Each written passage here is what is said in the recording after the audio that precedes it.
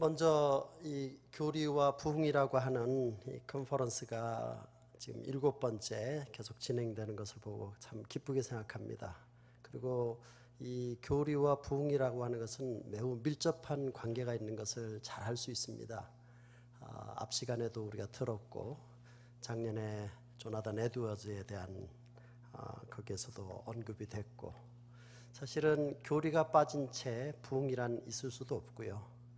교리가 반드시 그 기초가 되어서 토대가 되어서 말씀이 우리를 부흥케 하는 것이지, 사람의 지식이나 철학이 하나님의 교회를 부흥시키는 것은 결코 아니다라는 점입니다.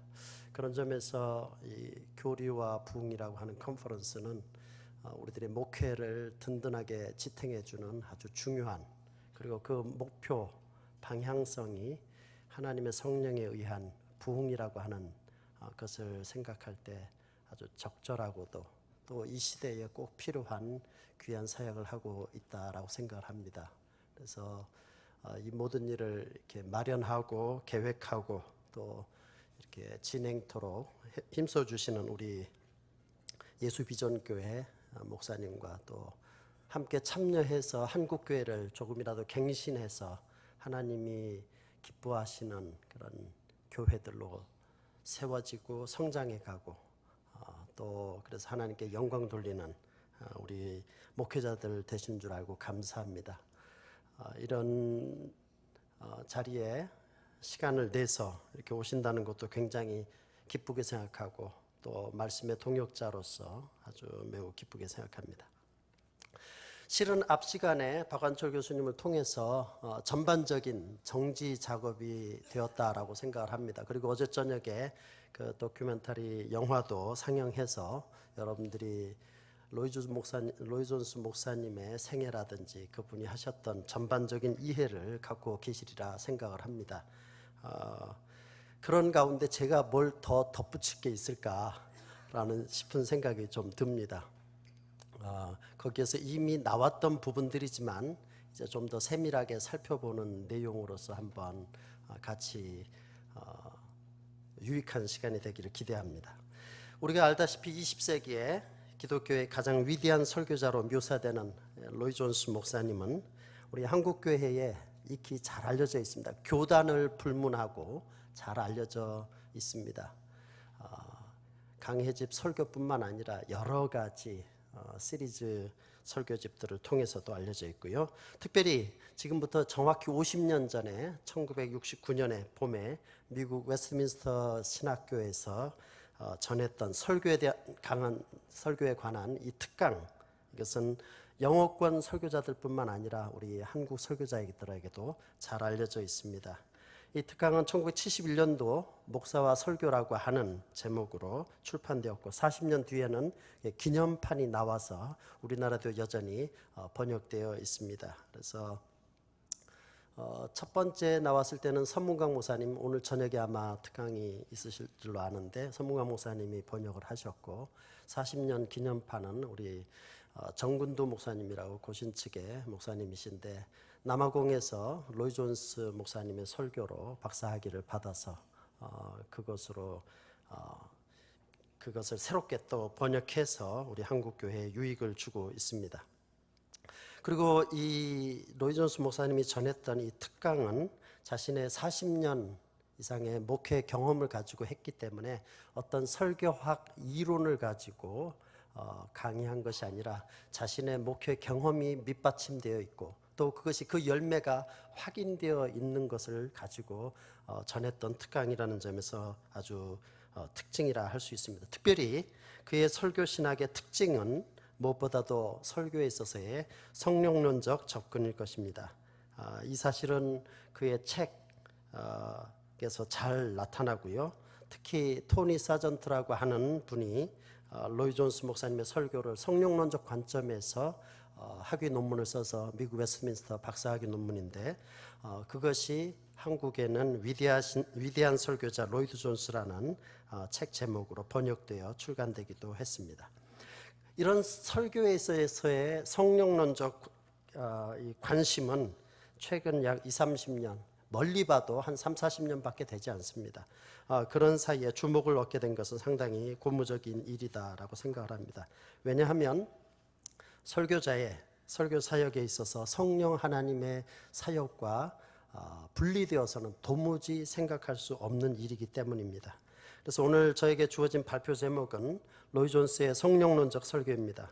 저는 로이 존스 목사님이 열망하고 추구했던 설교의 본질인 성령의 기름 부음에 관한 것을 중심으로 소개하고자 합니다. 그리고 가끔 한 가지 나중에 지적하겠지만 로이 존스 목사님의 성령론적 설교관의 개혁주의적 입장에서의 한 언급도 있을 수 있습니다. 이 주제를 발표함에 있어서 자연스럽게 로이 존스 목사님의 이 목사와 설교라는 책이 중심이 되고, 특히 그가 강조했던 바 성령의 기름 부으심이 있는 설교 전달에 더더욱 초점을 맞춰서 말씀을 전할까 생각을 합니다. 특별히 물론 로이 존스 목사님은 설교 전달만 신경 썼던 것은 아니라는 점입니다. 성경을 벌써 읽고 그것을 깨닫고 해석하는 일에서부터 먼저 성령 하나님의 철저한 도우심을 구했던 것을 우리는 잘 알고 있습니다. 오늘날 우리 한국 교회만 아니라 전 세계적으로 설교라고 할 때는 그 크게 두 가지 유형으로 이렇게 나누어집니다. 이것은 지금 제가 이야기하고 있는 사무엘 로건 2세가 말하는 것뿐만 아니라 영국의 딕 루카스라든지 많은 분들이 이전부터 이미 전 세계 교회에 나타난 뚜렷한 현상으로서 두 개 유형의 설교가 있다라고 말합니다. 하나는 지성주의적이다 또는 교리적이다라고 말하는 유형의 것이 있고, 또 하나는 감성적이다 또는 그 사람의 경험과 체험을 우선시하는 은사주의적 또는 오순절파적인 설교 유형이 있다. 이렇게 크게 두 개로 나눕니다. 첫 번째 것은 교리적으로 머리에 정통적인 성경 이해를 축적하고 가르치는 그런 유형의 설교입니다. 다른 유형은 청중들의 회중의 가슴을 뜨겁게 해서 순종하도록 하는 그런 설교다. 이렇게 둘로 나눌 수 있습니다. 이 두 가지 유형은 소위 복음주의적 설교, 은사주의적 설교 또는 오순절파적 설교 이렇게 나눌 수 있는데, 많은 보수적 정통 교회들은 이 복음주의적 설교를 행하는 데 있어서 내용에 있어서 교리적 정통을 추구하되 그리스도인들의 청중들의 경험을 고양하기에는 아주 메마르다라는 것이 특징이라고 이야기를 합니다. 교리적 정통을 추구하지만 청중들의 삶에 가까이 와닿는, 피부에 와닿는 경험, 기쁨, 즐거움, 이런 감성적 요소들이 메말라 있다라는 것입니다. 그래서 이런 설교에 대해서 오순절파는 말하기를 성령이 메마른 설교 아니냐라고 이렇게 평가를 합니다. 이런 타입의 설교는 그리스도인의 실제적인 삶보다는 성경에 대한 이해와 지식을 강조하는 것으로 여겨집니다. 이런 설교는 주로 올바른 성경 해석, 하나님의 말씀을 올바르게 해석할 때 비로소 우리의 신앙이 자라게 된다라는 확신에 전제를 두고 있는 것입니다. 이것은 틀린 것이 결코 아닙니다. 당연한 것이고 마땅한 것이다라고 여겨지는 것입니다. 그래서 올바른 성경 해석에 관심을 과도하게 지니다 보니 청중의 현재 상황을 위한 성경 본문에 대한 그리스도인의 경험, 체험, 적용을 희생시키는 것 아니냐라는 것이 첫 번째 지성주의적, 교리적 설교에 대한 이야기입니다. 다른 한편 은사운동의 많은 교회들은 은사주의적, 카리스마틱 프리칭으로서 교리들이나 성경의 지식보다는 개인적인 정서, 개인적인 신앙 경험에 많이 치중하고 있다라는 것입니다. 그래서 복음주의자들은 이런 설교를 두고서 이제는 또 평가하고 비평하기를 말씀이 메마른 설교다라는 것입니다. 너무 감성에만 치우치니까 말씀이 별로 없다. 할렐루야 하고 찬송하고 힘써 기뻐했는데 교회당을 나오면서 그것이 왜 기뻐했는지에 대한 근거가 마음속에 별로 남아있지 않다라는 사실입니다. 그래서 이런 형태의 설교는 1차적으로 그리스도인들의 경험을 목적으로 성경 본문에 직접적인 적용에 관심을 가짐으로써 본문의 올바른 해석을 희생시키고 있는 면이 있다라는 것입니다. 여기서 그렇다면 여기서 우리는 이 문제 해결을 위해서 중요한 질문을 던져야 된다라고 생각합니다. 이 두 가지 유형은 서로 조화될 수 없을까? 다시 말하면 말씀과 교리를 중심으로 한 설교, 그러면서도 동시에 성령과 경험을 중심으로 한 설교는 과연 이렇게 따로 떨어져서 분리된 채 여전히 평행선을 걸어가야만 하는가라는 것입니다. 왜 조화될 수는 없을까? 그렇다면 조화시키는 한 방법으로서 설교자가 설교 가운데 성경 본문에 대한 이해를 충분히 시킬 수 있도록 시간적인 할애 또는 강조하는 면에 있어서 충분히 하고, 또 다른 면으로는 그것이 성도들의 삶에 충분히 적용될 수 있도록 그렇게 하면 되지 않느냐라고 생각할 수 있습니다.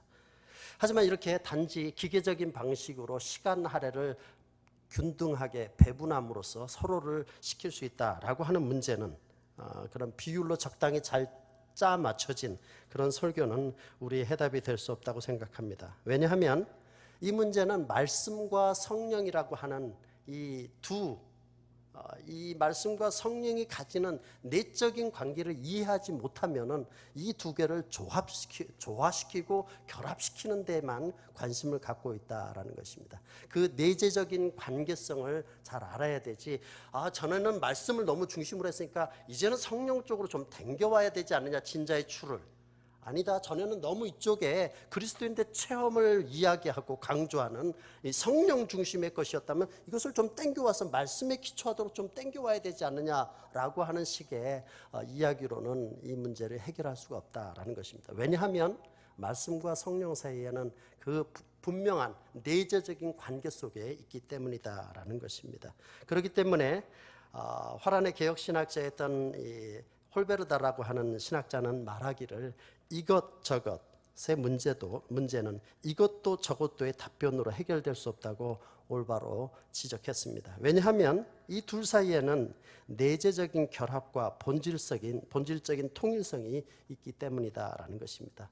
이것은 설교에서의 말씀과 성도의 경험, 그리고 설교를 통해서 일하시는 성령 하나님의 속성 사이에 역동적 관계를 고려하지 않고 있기 때문에 그것을 적당히 섞어서 반반 섞어서 설교하면 된다라고 하는 것은 올바른 해결책이 되지 못한다라는 것입니다.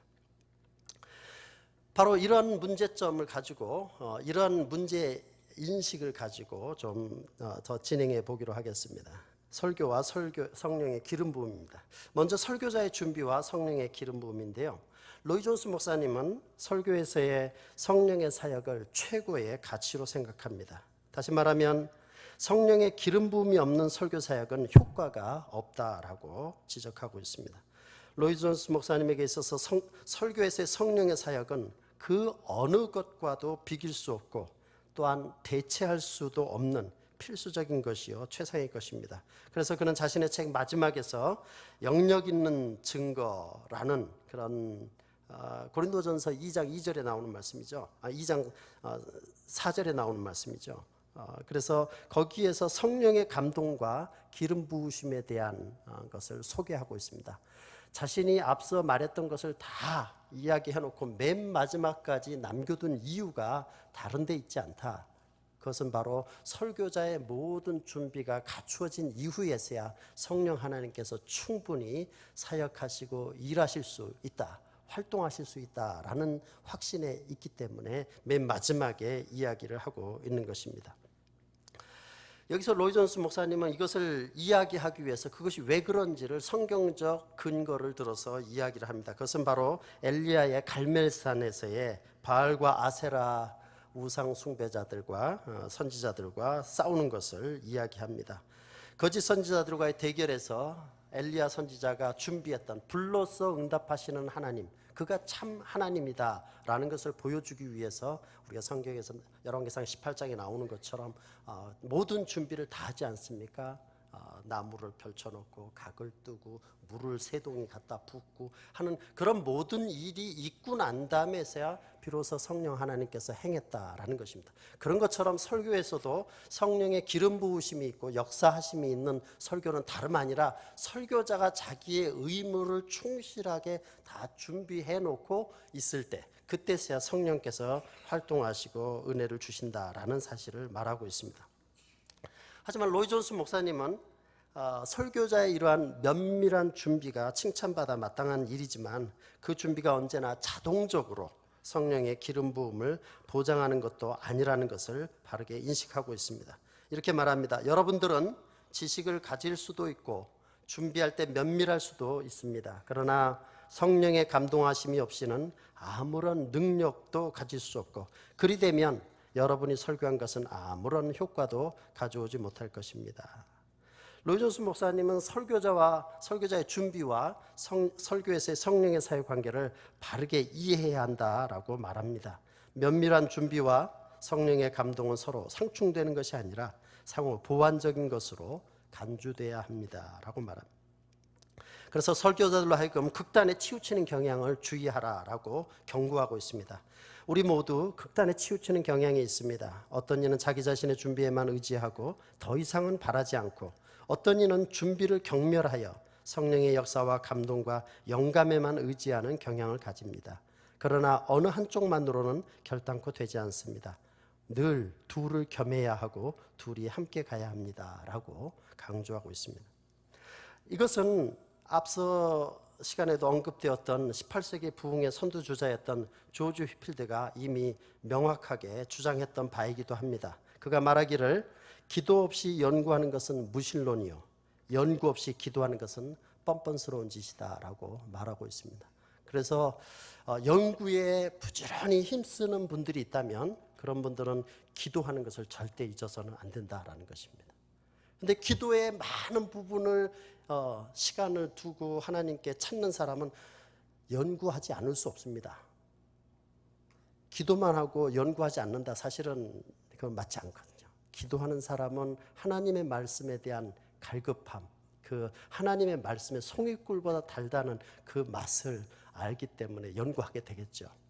하지만 여기서 얘기하는 것은 무조건 하나님만 의지한다 말하는 사람이 연구도 없이 하나님께서 도와주시겠지, 뭔가 되겠지 하면서 강대상에 올라오면 안 된다라는 것을 이야기하고 있는 것입니다. 사실은 이 기도와 연구는 우리 신앙생활에 있어서 이거 매우 중요한 거죠. 우리 평신도들에게도 중요하고 목회자들은 말할 것도 없고요.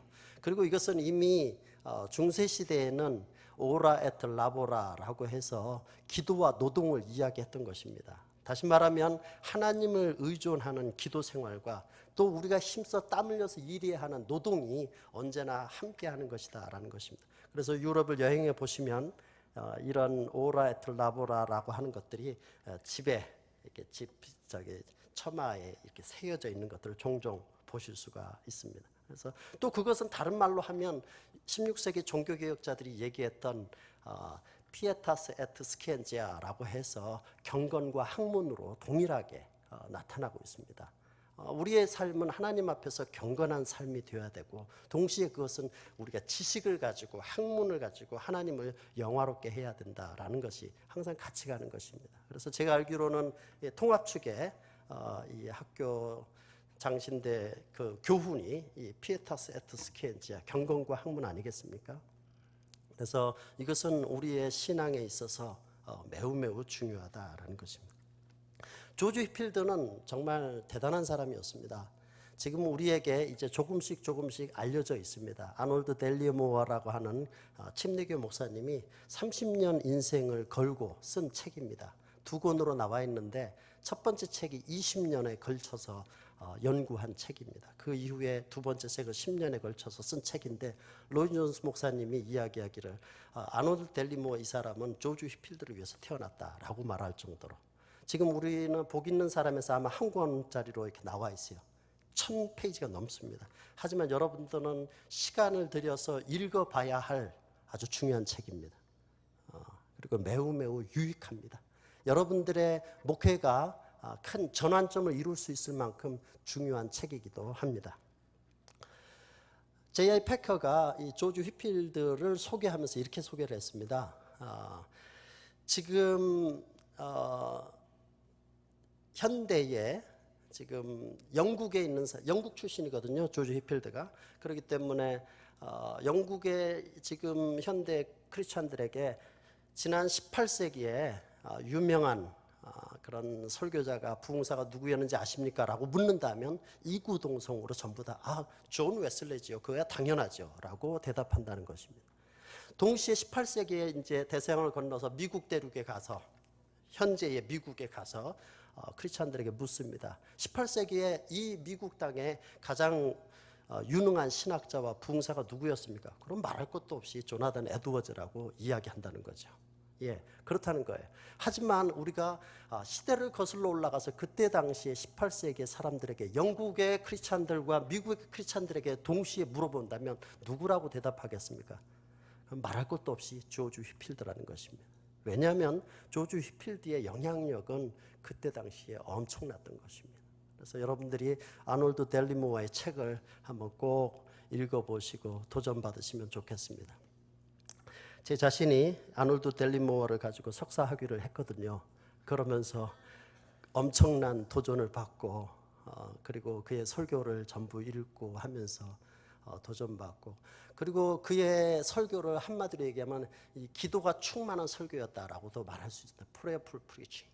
정말 기도하기를 새벽 시간부터 3시간, 4시간씩 그리고 매튜 헨리의 책 주석을 갖다 놓고 성경 헬라어 성경을 놓고 새벽부터 기도하면서 연구했던 사람입니다. 물론 그에게는 설교 원고가 거의 없을 정도였습니다. 왜냐하면 그거는 수없이 설교해야 됐기 때문입니다. 그래서 여러분들이 꼭 이번 기회에 지금 로이 존스 목사님 이야기를 하고 있지만 결국엔 다 연결되지 않습니까? 조지 휘필드도 연결되고 조나단 에드워드도 연결되고 그 이전에는 청교도들도 연결되고 그렇기 때문에 같은 맥락에서 한번 여러분들이 읽으시면 매우 도움이 되리라 생각을 합니다. 예, 성령의 기름 부음입니다. 엉션이라고도 하고 어노인팅이라고 얘기하는데 성령의 기름 부으심이 무엇이냐? 로이 존스 목사님이 이렇게 말합니다. 그것은 성령께서 설교자에게 특별한 방식으로 임하는 것입니다. 그것은 설교자가 사람의 노력과 열심을 초월하여 성령에 의해 쓰임을 당해 그를 통해 성령께서 일하시는 도구가 되는 위치에서 설교 사역을 수행하도록 성령을 통해 설교자에게 주어지는 하나님의 능력과 권능입니다. 하나님께서 주시는 특별한 방식의 은혜다, 능력이다, 권능이다 라고 말합니다.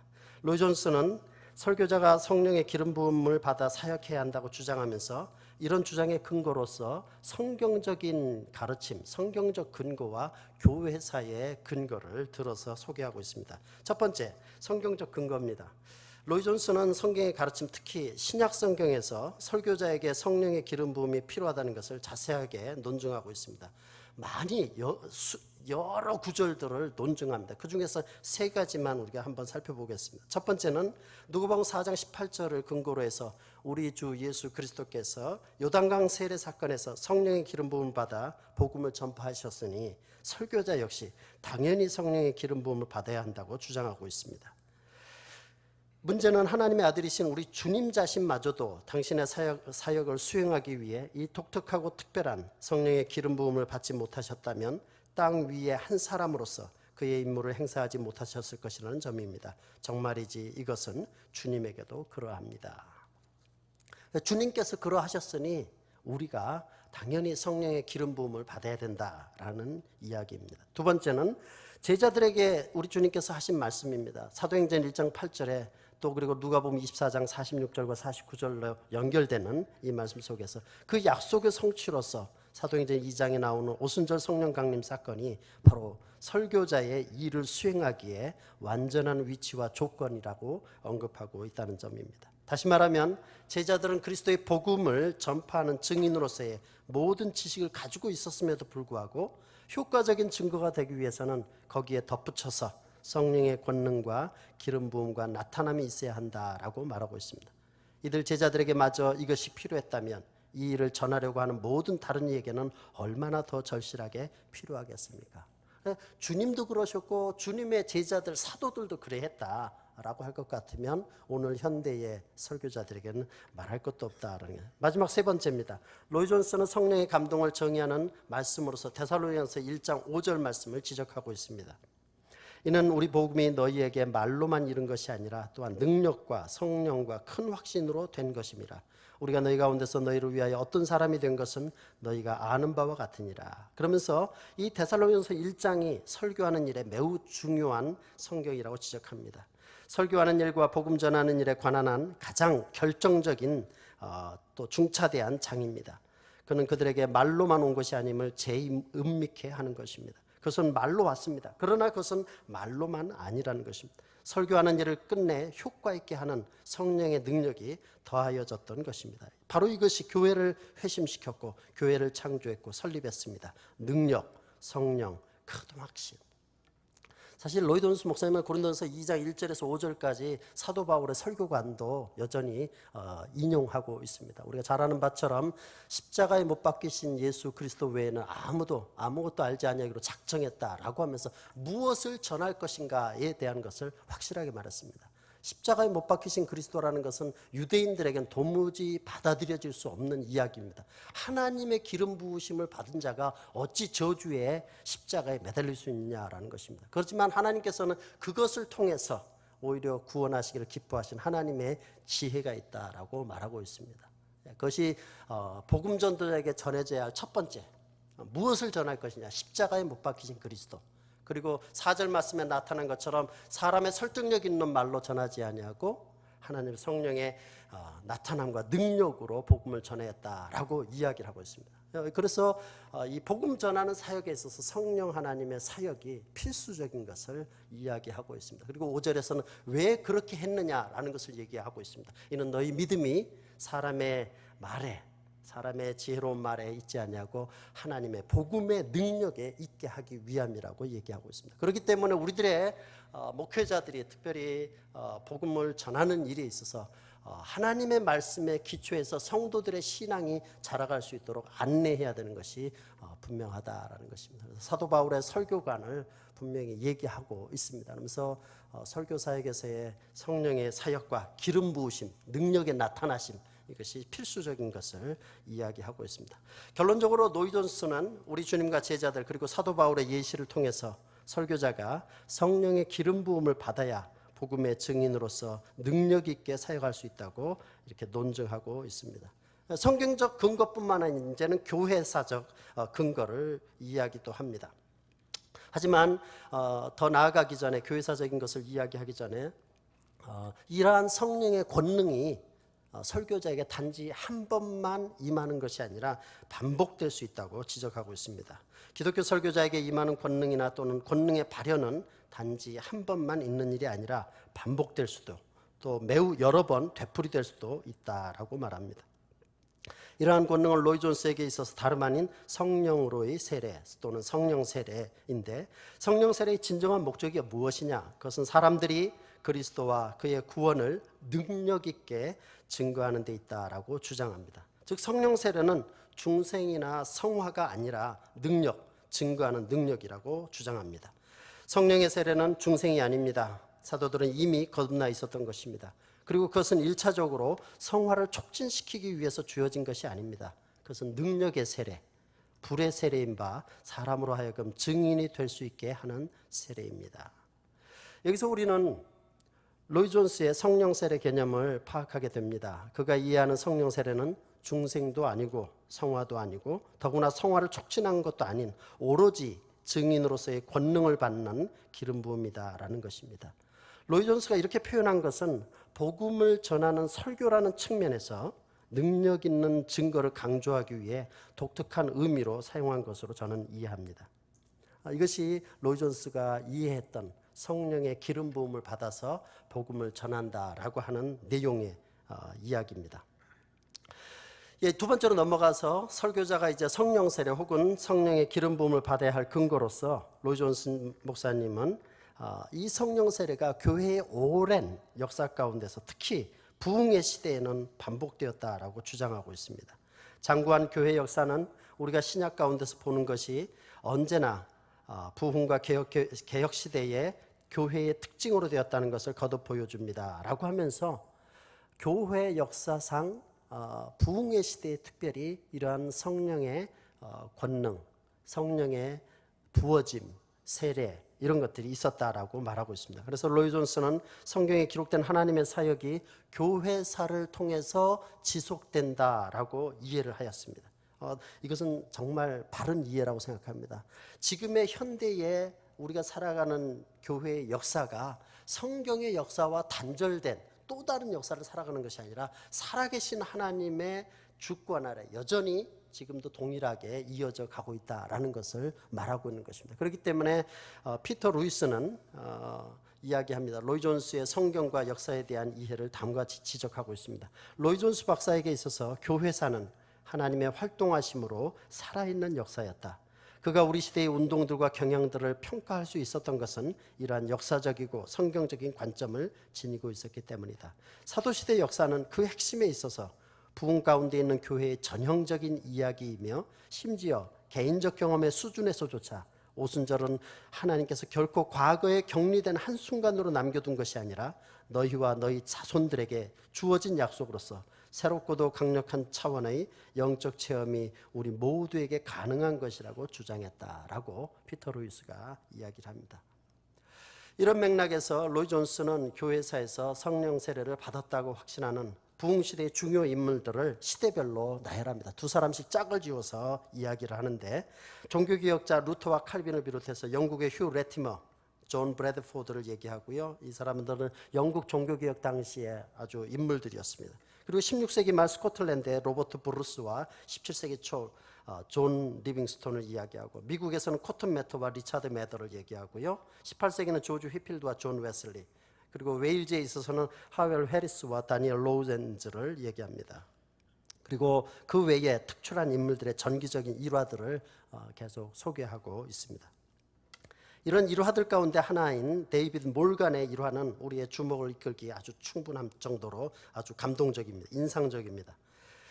그의 일기에서 나온 겁니다. 나는 그날 밤 보통의 데이비드 몰간으로 잠자리에 들었습니다. 그러나 다음날 아침 사자가 된 기분으로 일어났고 내가 성령에 충만해 있다는 것을 느꼈습니다. 성령의 세례를 받았다는 거죠. 그 이후 나는 어느 날 밤 2년 동안의 아주 훌륭한 사역을 마치고 그 이후 어느 날 밤 내가 2년 동안 누렸던 이상한 능력으로 충만해져 사자처럼 잠자리에 들었으나 다음날 아침에 일어났을 때 그 전에 데이비드 몰간으로 되돌아간 것을 발견하였다라고 말합니다. 그래서 이후 몰간은 아주 평범한 목회자로 15년을 더 사역하고 살았던 것을 로이 존스 목사님은 인용하고 있습니다. 이에 대해서 로이 존스는 성령의 주권 안에 능력이 밀물과 썰물처럼 주어졌다가 도로 취하여졌다라고 평가하고 있습니다. 능력이 임하였다가 능력이 물러갔습니다. 바로 그것이 성령의 주권입니다. 여러분은 이 축복을 명할 수도 지시할 수도 없습니다. 그것은 전적으로 하나님의 선물입니다. 그래서 하나님께서 그의 교회를 돌보시고 그의 교회를 찾아오시는 방식이 바로 성령의 충만함, 성령의 세례, 성령의 권능, 부어주심, 엉션으로 다가온다라는 것입니다.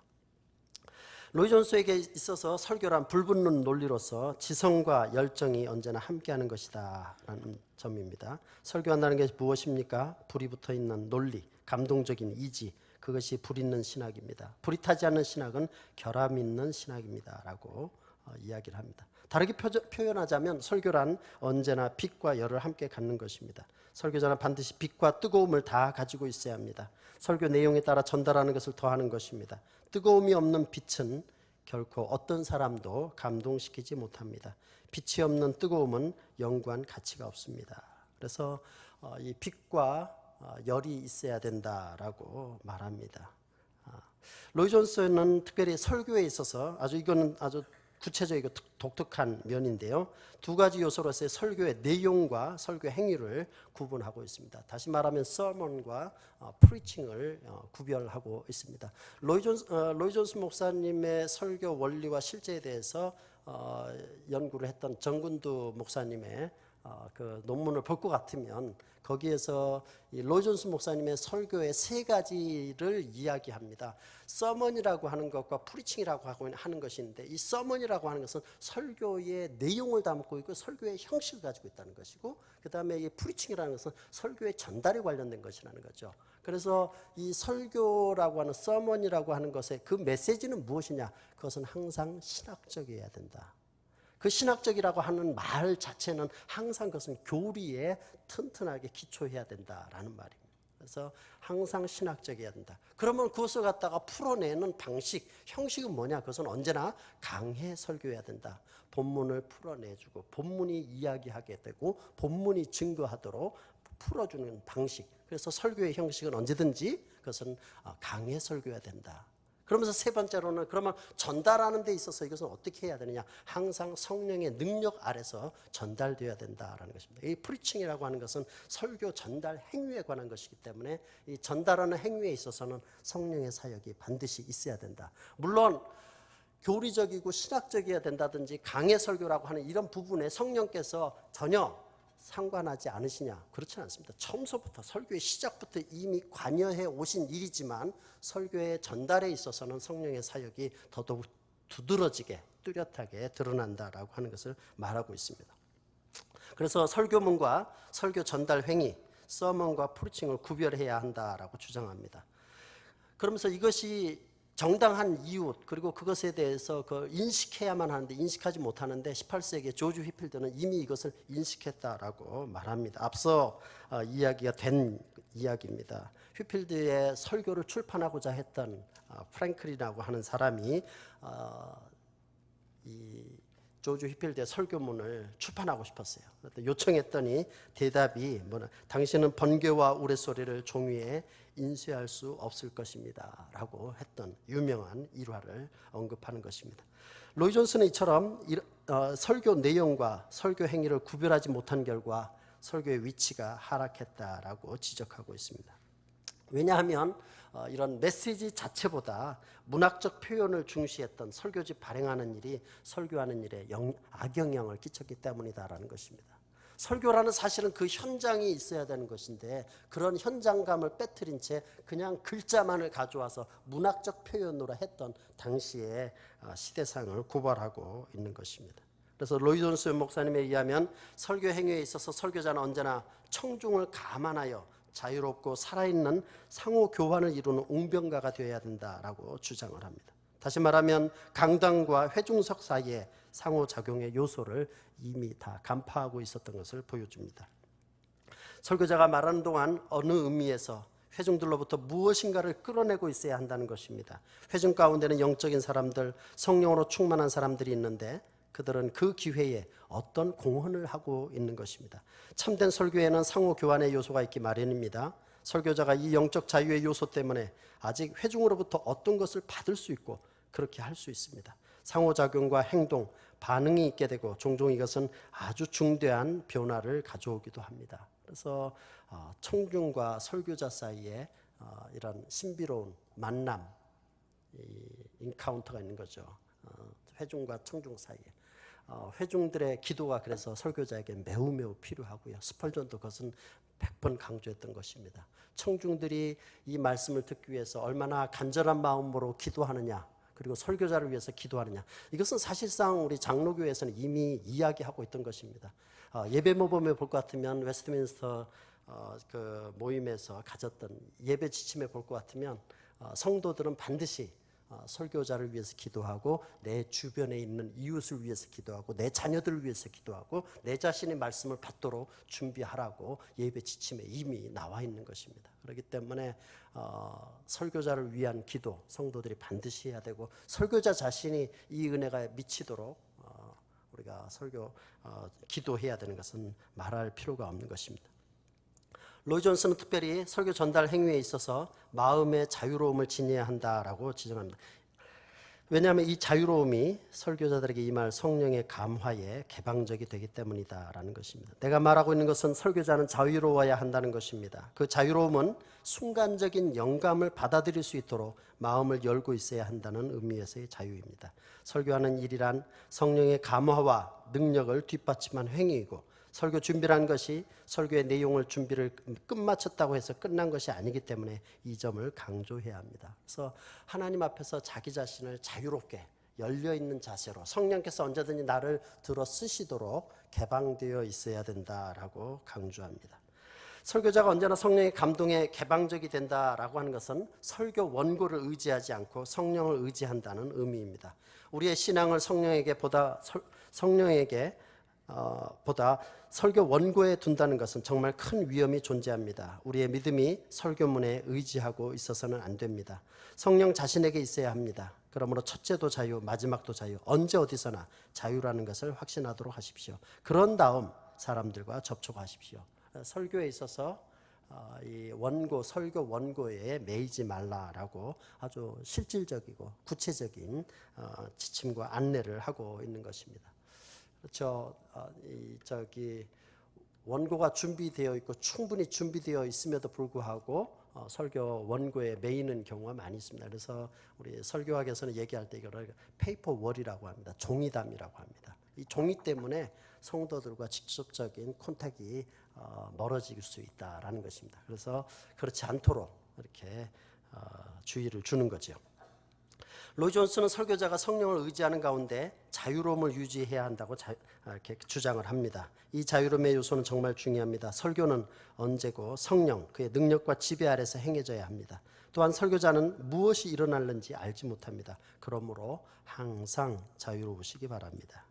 결론적으로 우리는 로이 존스가 비록 의사소통의 이론, 현대 커뮤니케이션 티오리에 대해서는 언급하고 있지 않지만 구술에 의한 의사소통으로서의 설교의 특성을 정확하게 꿰뚫어보고 있음을 알 수 있습니다. 왜냐하면 구술 의사소통으로서의 설교는 설교문이라 일컬어지는 문학적 대상과 세 가지 면에서 구별될 수 있다는 것입니다. 다시 말하면 설교 원고, 매뉴스크립트하고 다른 세 가지 특징이 있다는 것을 말합니다. 그 각각은 이론과 실제 모두와 밀접한 연관이 있는데, 첫째, 어떤 것이 특징이냐? 설교는 예배라고 불리는 협동적 의사소통 사건 속에서 설교자와 청중이 함께 참여하는 물리적 현존인 집적성을 내포한다라는 것입니다. 다시 말하면 청중들과 지금 설교자가 지금 특정한 시간에 특정한 장소에 여기 와서 직접 지금 콘택을 하면서 상호작용이 있는 그 집적성이 있다라는 것입니다. 두 번째는 청중석에 앉은 사람들은 설교하는 사람을 의지하고 또 강단에 있는 사람은 설교를 듣는 사람을 의지해야 하므로 설교는 설교 현장에 참여하는 참가자들의 상호 의존성을 포함한다라는 것입니다. 서로에게 기대야 되고 서로에게 의지해야 한다라는 점입니다. 마지막 세 번째로는 설교는 불확정성을 내포하는데, 왜냐하면 설교란 청중에게 전파되기 전에 결정될 수 없는 것이며 설교 청취와 적용은 예배에 참석한 사람들에 의하여 다양한 방식으로 결정되기 때문이다라는 것입니다. 다시 말하면 여기에서 무슨 일이 어떻게 일어날지 모른다라는 것입니다. 이게 바로 설교의 로맨스라고 표현을 합니다. 여기에서 과연 성령께서 어떤 일을 일으키실 건지 기대감에 찰 수밖에 없고, 성령께서 행하시는 그 일에 대해서 놀람과 충격과 경이로움을 경험하게 된다라는 것이죠. 그래서 성령의 사역이 설교 사역에 있어서 필수적이다라고 말합니다. 자, 그렇다면 성령의 기름 부음을 과연 확인할 수 있는 문제인가라고 묻습니다. 로이 존슨은 성령의 권능으로 설교하는 그런 성령 세례를 설교자와 청중 모두가 확인할 수 있다고 주장합니다. 첫째, 로이 존슨은 설교자가 자신의 양심 가운데, 자신의 설교 가운데 성령으로 권능을 받은 것을 깨달을 수 있다고 주장합니다. 그것을 구체적으로 이렇게 말합니다. 그는 바울입니다. 자기가 능력과 권위로 옷 입힌 것을 알았습니다. 어떻게 그것을 압니까? 그것은 생각의 명료함, 말의 명료함, 전달의 용이함, 설교하고 있을 때의 굉장한 권위감과 확신, 자신의 존재에서 비롯되는 벅찬 감격이 아닌 능력의 확신, 말로 표현할 수 없는 기쁨 등을 가져옵니다. 그는 열중해 있는 한 사람이요, 붙잡힌 바 된 사람, 매인 바 된 사람입니다. 그래서 설교 가운데 이러한 것을 경험한다라는 것입니다. 아마 제가 예상컨대 많은 설교자 여기 계신 분들 중에도 이런 경험들을 하신 줄로 압니다.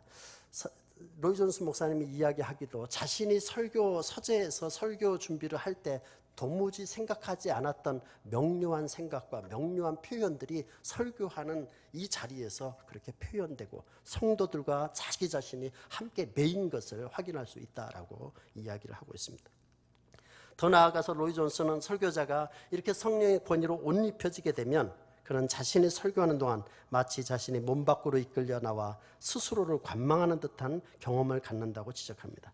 이런 일이 일어나면 설교자는 실제로 설교하고 있다고 느끼기보다는 관망하고 있는 느낌이 드는 것입니다. 설교자는 단지 도구요, 통로이며 수단일 뿐입니다. 성령께서 설교자를 사용하고 계시고 설교자는 큰 기쁨과 놀라움을 가지고 그것을 구경하고 있는 것입니다. 어떤 방법으로도 이것과 비교할 수 있는 것은 없습니다. 그것은 설교자 자신이 깨닫는 바입니다. 설교자가 이런 경험들을 하게 되고 과연 성령께서 나를 도구로 삼아서 사역하시는구나 라는 것을 확인할 수 있다는 것입니다. 설교자뿐만이 아닙니다. 청중도 역시 성령의 세례, 성령의 기름 부으심 이것을 확인할 수 있다라고 감지할 수 있다라고 말합니다. 청중들의 경우는 어떻습니까? 그들은 그것을 단번에 감지합니다. 그들은 즉각적으로 그 차이를 말할 수 있습니다. 그들은 사로잡히고 심각하게 되어 깊은 깨달음을 가지고 감동되며 겸허해집니다. 어떤 이들은 죄를 깨닫고 다른 이들은 하늘의 은혜를 맛보는 것입니다. 누구에게나 어떤 일이 일어나는 것입니다. 그들은 즉시 전혀 범상치 않으며 이례적인 무슨 일이 일어나고 있다는 걸 아는 것입니다. 그래서 설교 사역을 통해서 설교에 참여한 회중들은 성령의 권위로 덧입혀져서 성령께서 친히 말씀하시는 것을 감지할 수 있고 확인할 수 있다라고 말합니다. 이것은 성경 고린도전서 14장 24절 25절 말씀에도 확인될 수 있습니다. 믿지 아니하는 자들, 알지 못하는 자들이 그들이 들어와서 예언의 은사를 통해서 말씀을 전하고 있을 때 그들 가운데 너희 가운데 참으로 하나님이 계시는구나 라는 사실을 고백하며 하나님을 찬송한다고 했습니다. 믿지 아니하는 자들조차도 그것을 알 수 있다라고 말하고 있습니다. 그런 점에서 설교 사역에서 성령의 권위로 덧입는 것은 설교자뿐만 아니라 설교를 듣는 청중들 모두가 다 감지할 수 있다라고 말하고 있습니다. 자, 그렇다면 성령의 기름 부음을 위해서 우리가 해야 할 일은 무엇인가라는 것입니다. 설교 사역의 필수적인 성령의 기름 부음을 위해서 우리가 해야 할 일이 있습니다. 그것은 바로 성령 하나님을 찾고 구하는 일입니다. 그러면 이것에 대해 우리가 해야 할 일은 무엇입니까? 오직 하나의 명백한 결론이 있습니다. 성령을 구하십시오. 그를 찾으십시오. 그분 없이 우리가 할 수 있는 것이 무엇입니까? 그분을 구하시오. 항상 찾으시오. 로이 존스의 이러한 촉구는 매우 지속적이고 깊은 호소력과 설득력을 가지고 있습니다. 이는 참된 설교를 만듭니다. 그것은 오늘날 모든 것 중에서 최대로 필요한 것입니다. 그보다 더 큰 것은 없습니다. 아무것도 이것을 대신할 수 있는 것은 없습니다. 이 감동하심과 기름 부으심은 최상 최대의 것입니다. 여러분이 그것을 보유하기까지 그것을 추구하십시오.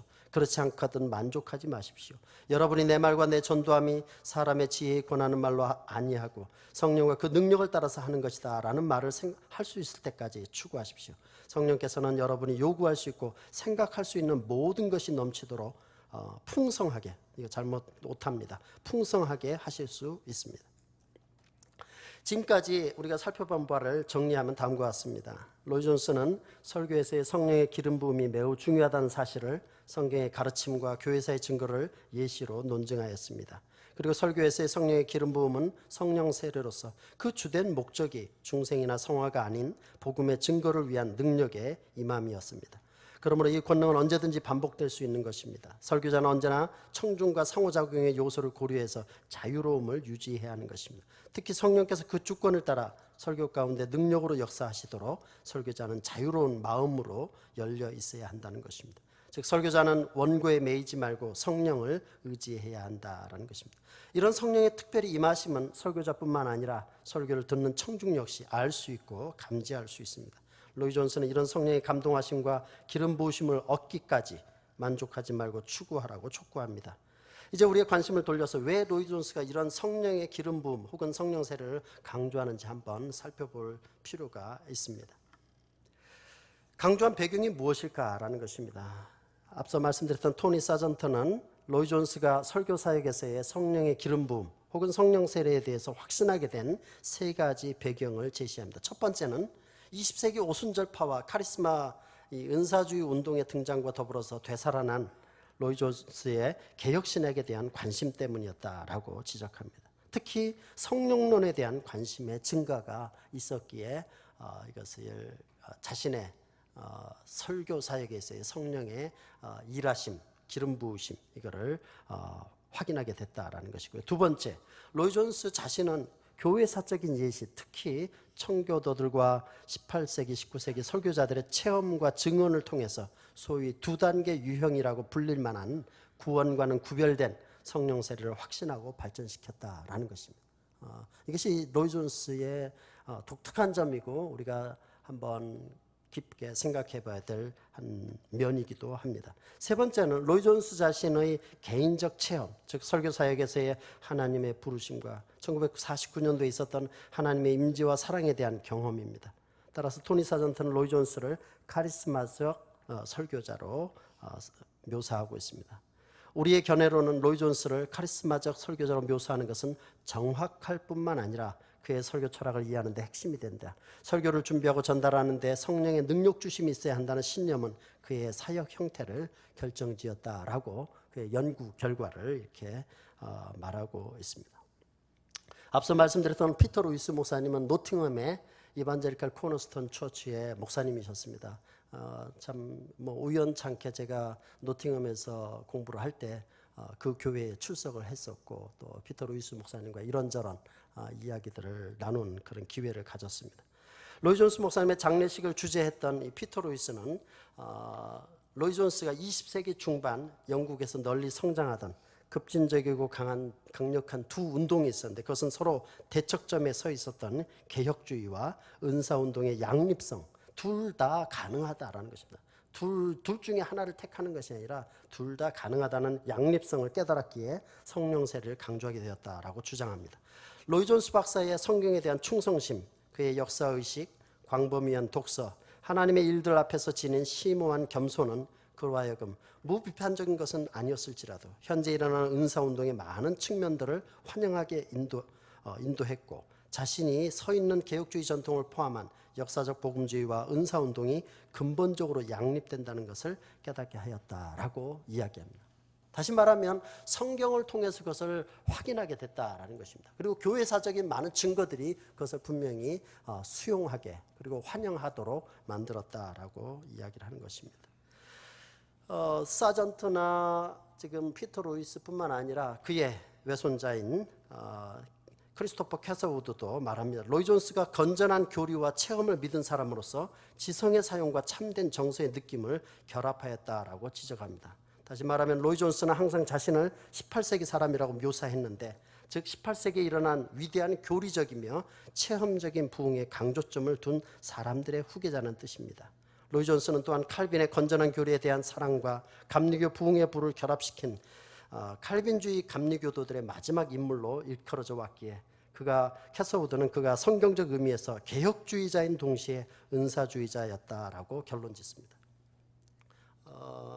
앞서 시간에도 얘기됐고 지금도 계속 얘기되고 있는 것은 그 말씀과 성령, 사실은 말씀과 성령이라 하는 주제는 이거는 교의신학, 조직신학에서 오랫동안 논의되어 왔던 주제입니다.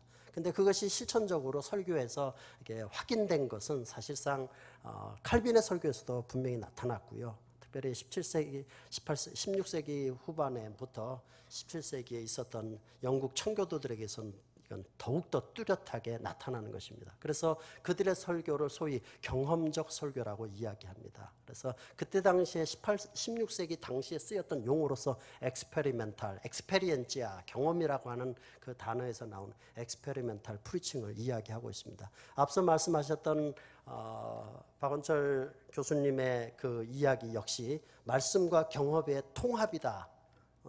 그것은 역시 경험적 설교를 이야기하는 것입니다. 다시 말하면 하나님의 진리가 내 삶에서 확인되는 것, 체험되는 것, 그것을 맛보는 것 이렇게 이야기하는 거죠. 그래서 단지 지식으로만 있는 것이 아니라 그 진리의 지식이 나를 변화시키는 경험을 하게 된다라는 거죠. 그래서 그 진리가 나를 새롭게 만들어가는 그 일이 과연 성령 안에서 성령의 사역으로 깨닫게 되고 확인하게 되고 열매를 맺게 된다라는 점에서 경험적 설교로 이야기합니다. 그래서 이 18세 지금 조지 휘필드라든지 16세기, 17세기의 청교도들이라든지 지금 로이 존스 목사님에게 있어서의 이런 면들은 다 같은 연관성을 가지고 있고요. 앞서 얘기했던 조나단 에드워즈 역시 그것이 경험적 설교로서 우리의 삶의 열매가 되는 것이 진리가 기초가 되고 그 진리가 나로 하여금 하나님의 은혜로서 내 삶의 열매가 맺혀지게 된다라는 것입니다. 그래서 우리 앞서 교수님 말씀하신 내용은 로이 존스가 최대의 관심을 기울인 것은 말씀과 경험 둘 중 어느 하나의 특권을 부여하는 것보다 이 둘을 함께 통합하는 것이었다라고 지적하고 있습니다. 그가 평생에 애썼던 것은 설교의 진정한 성경적 위치를 보여주려는 것이었는데 이는 성령과 교리, 경험과 말씀을 함께 강조하는 것이다. 로이 존스는 설교자들에게 여러분은 이를 이것이냐 저것이냐 하는 문제로 말해서는 안 됩니다. 이거는 둘 다의 문제입니다. 라고 바르게 지적하고 있습니다. 이러한 통합은 결국 성령 안에서 가능한 것이라고 박원철 교수님 말하고요. 로이 존스의 설교신학, 곧 말씀과 경험의 통합 배후에는 그의 성령론이 놓여 있다라고 말합니다. 토니 사전트 역시 로이 존스의 성령론이 그의 설교신학의 뿌리라고 지적합니다. 현대 설교에서 독특한 것은 아닐지라도 흔치 않은 방식으로 로이드 존스의 설교학과 해석학은 모두 그의 성령론에 의존하고 있다는 사실이 명확해졌다. 만일 그의 설교학과 해석학이 열매라면 성령론은 그 뿌리이다라고 바르게 지적하고 있습니다.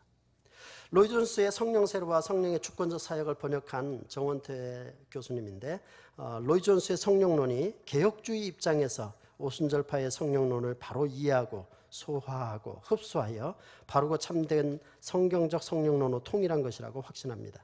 정원태는 로이 존스의 저술들 속에 나타난 성령론을 종합적으로 평가하기를 그는 개혁주의 입장에 분명히 서 있으면서 오순절 사건의 단회성을 주장하시면서 또한 오순절은 하나님의 교회에 성령의 능력을 부어주신 성령의 능력 세례임을 주장한다고 밝힙니다. 여기서 우리는 정원태가 밝히는 바 로이 존스의 성령론을 바탕으로 정리한 성령의 사역과 용어를 참조할 필요가 있습니다. 왜냐하면 로이 존스는 성령 세례라는 용어를 다중적으로 사용하고 있기 때문에 종종 혼란이 오기 때문입니다. 그래서 한번 살펴보면 5가지로 나누는데 중생이라는 것입니다. 새 생명의 원리를 인간의 영혼 속에 심고 영혼의 주도적 성향을 거룩하게 하시는 하나님의 사역, 이것이 가장 기본적인 거죠. 그래서 그것을 갖다 다시 두 번째는 기본 세례라고 다시 표현을 합니다. 성령의 중생이라는 전통적인 그리고 교회에서 지금까지 사용해 왔던 교리적 용어를 사용하면서도 두 번째로는 성령의 기본 세례를 말합니다. 고린도서 12장에 있는 말씀. 거듭난 영혼을 주님의 몸된 교회에 연합시켜 예수님을 성령으로 말미암아 주시라고 부르게 하시는 하나님의 사역입니다. 이런 의미에서 중생과 성령의 기본 세례는 동일한 사건을 각각 다른 차원에서 보는 것이다. 정통적 칼빈주의 교회에서 중생한 자는 성령의 세례를 받았다고 말하는 것은 성령의 기본 세례를 지칭하는 것으로 해석해야 된다라고 해서 두 개가 같은 것인데 표현을 달리한 거다. 세 번째, 성령의 생활 충만이라는 것은 우리가 잘 아는 에베소 5장 18절 말씀입니다. 중생되고 성령의 기본 세례를 받은 자가 성령님을 마음의 중심에 모시고 그분의 인도와 주장을 지속적으로 온전히 받는 것이 바로 성령의 생활 충만이다. 이것은 명령이 아니고 이거는 권면이다라고 로이 존스 목사님은 해석하고 있습니다. 네 번째로는 성령의 능력 세례입니다. 누가복음 24장이나 사도행전 1장에 그리고 오순절 사건에 나온 바 능력 세례를 이야기합니다. 신자들이 성령의 생활 충만한 가운데 살 때 그들에게 특별한 사역을 수행시키기 위하여 능력을 부어주시는 성령의 사역을 말합니다. 마지막으로 성령의 능력 충만입니다. 이 능력 세례가 충만한 상태에 이르게 됐을 때 능력 충만이라고 말합니다. 사도행전 2장과 4장, 7장에 나온 스데반 역사까지 그런 거 전부 다죠. 특별한 사역과 위기의 때에 성령님의 능력 세례의 결과로 성령의 능력이 충만히 임재한 상태라고 정의될 수 있습니다. 이것을 정원태 교수님 5가지로 표현합니다. 우리는 로이 존스가 성령 세례라고 말할 때 종종 개념상 혼란에 빠지기 쉽습니다. 왜냐하면 로이 존스는 성령 세례라는 용어로 중생, 성령의 기본 세례를 의미하기도 하고 정원태가 분류한 것처럼 성령의 능력 세례와 능력 충만을 의미하기도 하기 때문입니다. 하지만 로이 존스의 성령 세례의 견해, 즉 성령 세례는 중생이나 성화가 아니라 부흥의 관점에서 중생 후에 반복적으로 임하는 권능으로서 임한다고 주장하는 것은 개혁주의적 가르침에서 벗어나고 있다고 생각을 합니다. 화란 사람인데요. 저의 은사이기도 하고 부산에서 오랫동안 약 8년인가 9년간 이 티칭 미셔너리로 와서 했던 화란 신학자입니다. 고재수 교수님, 호체스, 니콜라스 호체스라고 하는 분인데 고재수인데 이분이 자신의 연구에서 성령 세례란 신자의 두 번째 단계의 체험을 의미하는 것이 아니라 믿음의 즉각적 결과로서 성령의 내주를 의미한다고 주장합니다. 그래서 이제 이렇게 말합니다. 이제 우리는 결론을 내릴 수 있다. 성령으로의 세례는 성경 어느 곳에서도 개개인 신자가 그의 신앙과 생활의 제2단계를 시작하는 표시적 체험을 의미하지는 않는다. 이는 세례의 결과로서 교회가 능력을 가지게 된다고 하는 사도행전 1장 5절에서 8절 본문에서도 마찬가지로 적용된다. 이 세례는 사람 속에 믿음이 생기는 것과 긴밀하게 연관되어 있습니다. 그러나 그 말이 성령께서 사람의 마음을 새롭게 함으로 그가 복음의 부름에 부응하도록 하는 그런 성령의 사역을 말하는 것은 아니다. 오히려 성령으로 세례 주다라는 말은 오순절 날부터 하나님께서 마지막 시대의 교회를 위한 선물로서 회개하고 예수 그리스도를 믿는 사람들의 마음속에 성령님을 거주시켜 주심을 의미한다. 다시 말하면 성령의 내주를 말한다. 이 일은 믿음의 즉각적인 결과인 것이다 라고 말합니다. 고신대학교에서 교수로 사역했던 고재수 교수님은 부흥으로서의 성령 세례가 로이드 존스의 핵심 사상이라고 지적합니다. 그래서 로이드 존스 목사님의 이 성령 세례에 대한 이 이해는 특별히 부흥하고 굉장히 연관되어 있습니다.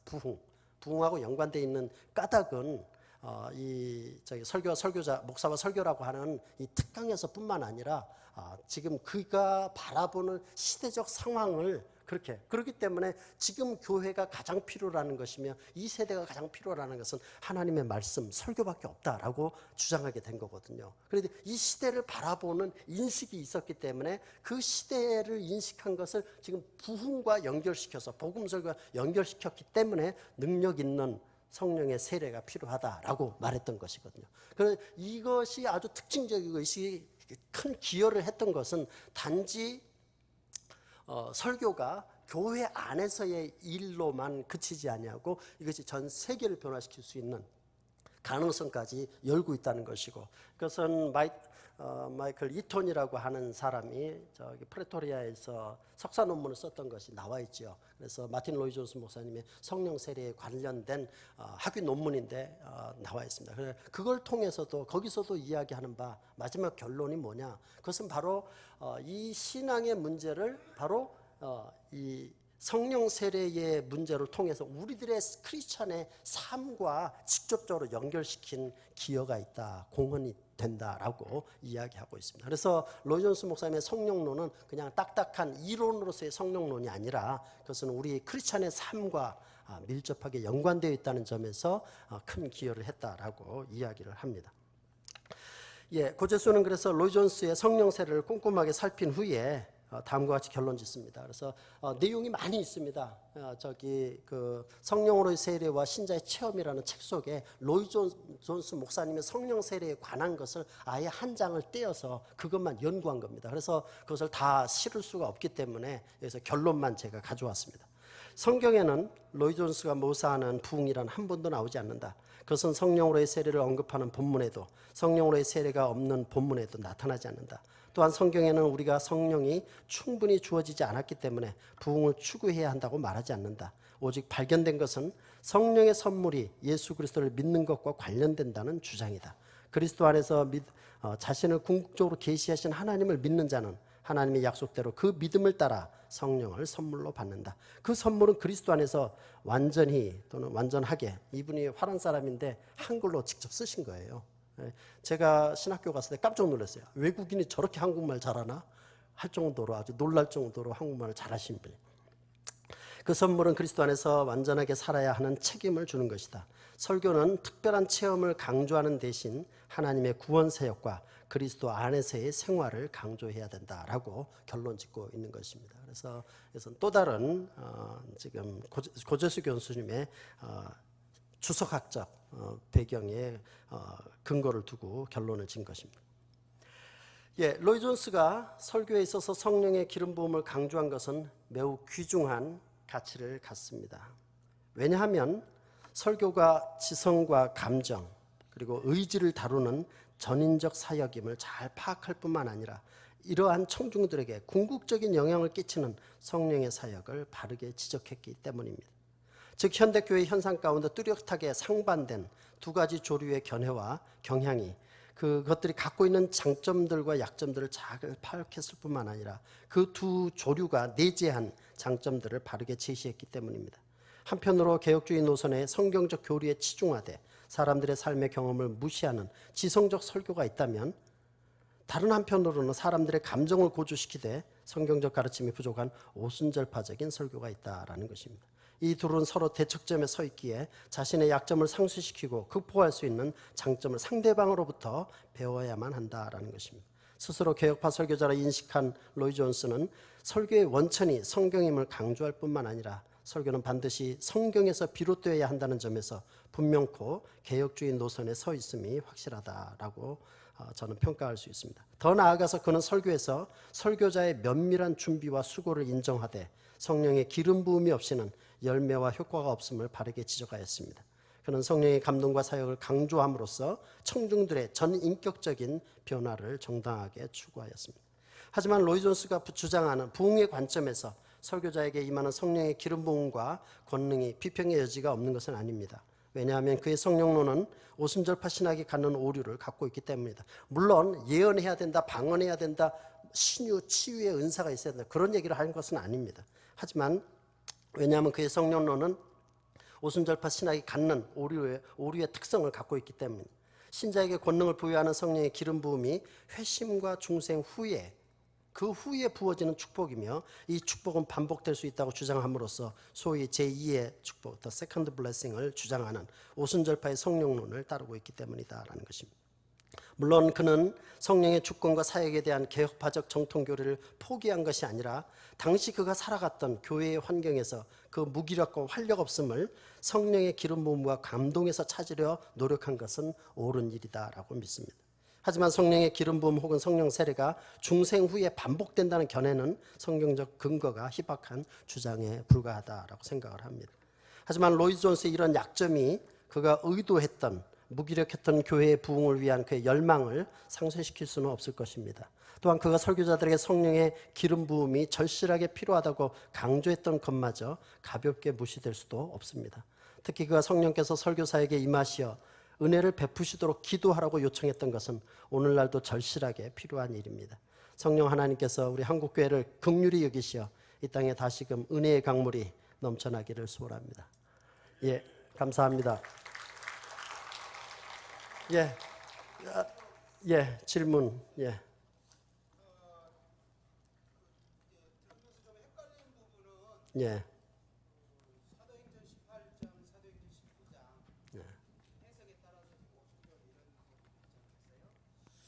그런데 그럼 아볼로를 예를 들 때 지금 95쪽에 A 중생, B 성령의 기본 세례, 성령의 생활 충만 이렇게 쭉 있다면 로이스 존스 입장에서 아볼로를 여기에서 어디에 해당된다고 생각되는지 제가 헷갈려서 좀 그렇거든요. 지금 여기서 말씀하고 있는 내용은 정원태 교수님이 분류한 내용입니다. 이거는 그래서 정원태 교수님은 로이 존스 목사님의 것을 연구한 결과 이것이 이렇게도 이해될 수 있고 또 이렇게도 이해될 수 있다라고 하는 것을 나름대로 정리한 내용이 바로 여기에 있는 내용입니다. 질문.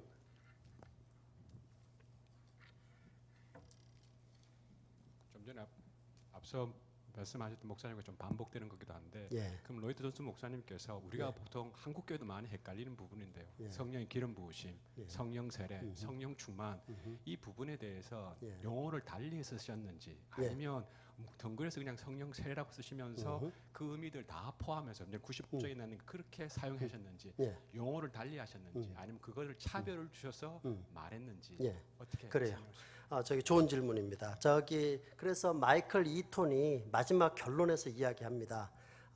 그 성경에 나와 있는 성령으로의 세례, 성령 세례라고 하는 그것에 대해서 이야기하는데 로이 존스 목사님은 성경에 나타난 성령에 의해서 기름 부으심이다, 충만합니다. 이런 모든 것들을 같이 성령 세례라고 하는 용어로서 설명하고 그것을 갖다 구체적으로 나누어서 특별하게 요것만 따로 떼서 말하지를 않습니다. 네, 용어를 구별하지 않습니다.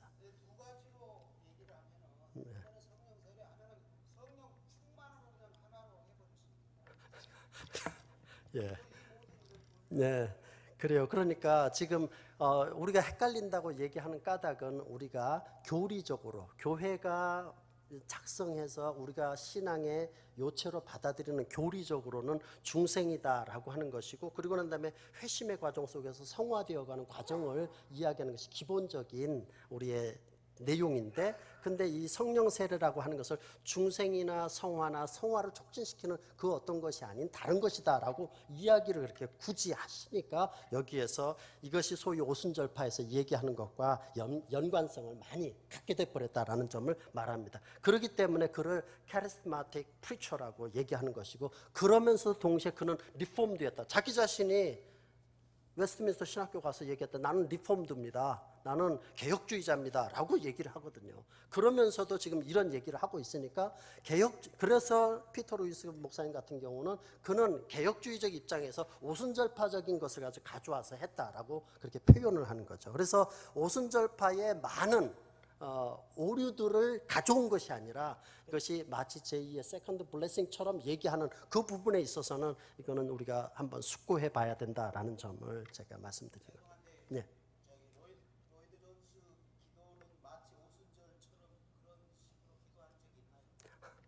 그런 저기 개인적인 그 기도 제목이라든지 뭐 그런 것은 제가 잘 모르겠습니다.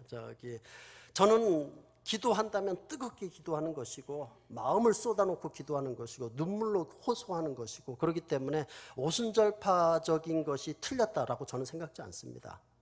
내 마음을 쏟아놓고 우리 모든 사람은 하나님 앞에 은혜를 구하는 것이 필요한 일이지 여기에서 우리가 생각하는 그런 교단적 배경으로서 이렇게 분류하거나 그렇게 명시하는 것은 별로 그렇게 좋은 것은 아니라고 생각합니다. 모든 크리스찬이 하나님 앞에서 당연히 해야 될. 예.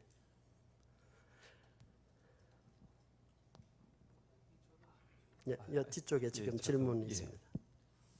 아직도 명확하게 정리가 안 돼서 95페이지에 중간 부분에 하지만 로이드 존스의 성령 세례의 견해, 즉 성령 세례는 중생이나 성화가 아니라 부흥의 관점에서 중생 후 반복적으로 임하는 권능으로서 임한다고 주장하는 것과 개혁주의적인 가르침에서 괴리감. 그런데요, 좀 정리를 위해서 좀 클리어하게 간단하게 좀 말씀해 주시면 부흥, 이제 저는 부흥이라는 것은 중생 성화의 측면에서 그동안 믿어왔고 생각해왔거든요. 이걸 어떻게 이해를 해야 되는지, 그리고 이제 중생 후 이전 질문에서 이제 말씀을 해주신 것 같은데요. 이제 저는 이제 침례교 목사인데요. 신자의 침례일 때 중생이 이루어지고 단회적인 성령 침례 이후에 성화가 이제 진행되어지고, 그리고 이제 아까 이제 강의를 들으면서 성령으로 아니하고는 주라 할 수 없느니라. 그것과 이제 일맥상통하게 침례교 안에도 리폼드가 많이 있고요. 이거를 좀 쉽게 좀 정리를 해주시면 통합적으로, 그러니까 교수님이 경험하신 모든 이제 학자들과 교수님이 견지하시는 이게 좀 클리어하게 좀 부탁드립니다. 여기서 지금 질문 감사하고요. 지금 제가 여기서 굳이 부흥의 관점이라고 하는 말을 썼습니다.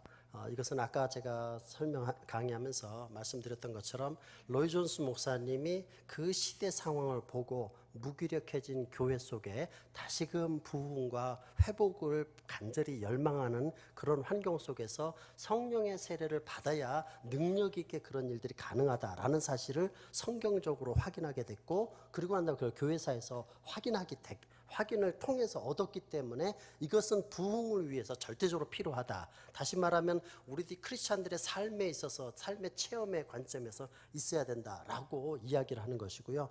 로이 존스 목사님이 정의하는 부흥이라고 하는 것은 어느 한 개인이 아니라 한 집단, 여러 사람에게 한 번의 회심의 사건들이 일어난 것을 말합니다. 그렇기 때문에 그렇게 이해를 한다면 어떤 특정 지역에서, 그리고 그것이 한 지역만 아니라 또한 여러 연계된 지역에서도 일어날 수 있는 거죠. 그래서 그런 시대적인 부흥 전체를 바라볼 때 로이 존스 목사님이 이 성령 세례가 긴급하게 필요하다라고 이야기한 것으로 이해가 됩니다.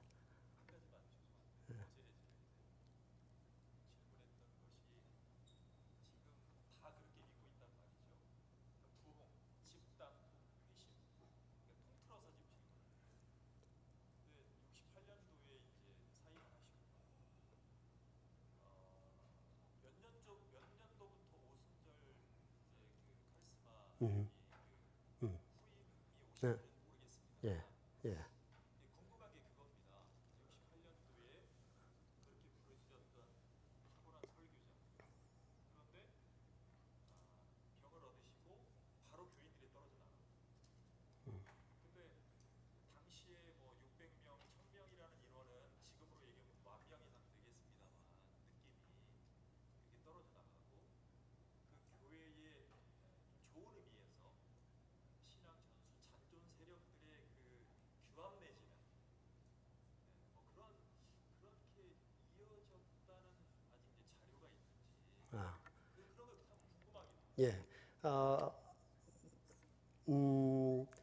사실은 지금 로이 존스 목사님이 웨스트민스터 채플 사역이 끝나고 그 다음 닥터 캔들이 그 다음 저기를 했는데, 그 방향성이 사실은 로이 존스 목사님이 가장 우려했던 방향으로 간 것으로 저는 확인을 합니다.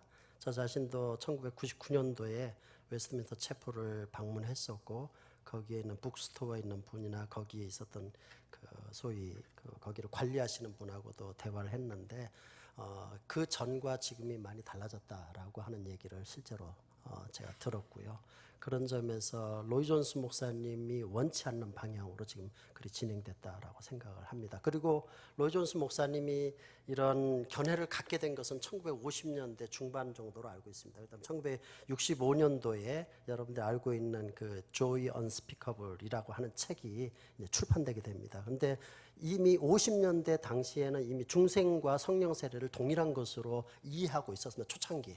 그러다가 중반에서야 이제 그것을 성경을 다시금 보게 됐다라고 이야기를 하고 있습니다. 그 손자 캐서우드가 얘기를 합니다. 그래서 그 일이 이미 기존의 개혁파적 전통에 그대로 가지고 있었는데, 시대적 상황과 교회적 상황 속에서 성경을 연구하는 그런 환경 가운데서 성령 세례에 관련된 내용이, 이것은 중생이나 성화를 이야기하는 또 다른 것으로서의 성령 세례를 의미한다라는 것을 이제 설교하기 시작했던 거죠. 근데 에베소서를 그 당시에 설교하는 중에 그러한 내용을 이제 또 이렇게 발표하게 된 것입니다. 그래서 그런 약간의 변화, 시대적인 변화가 있었던 것은 제가 말씀드릴 수 있고요. 그 다음에 지금 현재의 상황은 안타까운 상황 속에 있다라고 생각을 합니다. 예, 예, 그래 질문, 그래, 예, 감사합니다.